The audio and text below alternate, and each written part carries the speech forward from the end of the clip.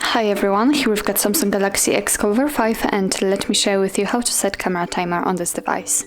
So first of all we have to enter the camera app, obviously. Let's tap on it and let's take a look at this status bar, option bar actually. Make sure that you're on the photo mode and right in the middle we've got the timer icon. So let's tap on it. Here we've got 3 additional options. We've got 2, 5 and 10 seconds delay.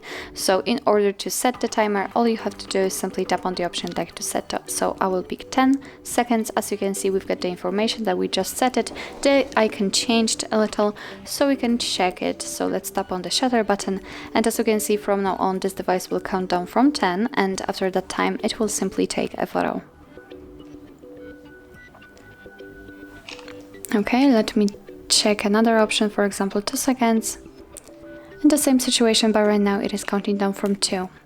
In order to turn it off, just tap on this off option and your device will take photos right after touching the shutter button. So actually this is it. This is how to set camera timer in your Samsung Galaxy XCover 5.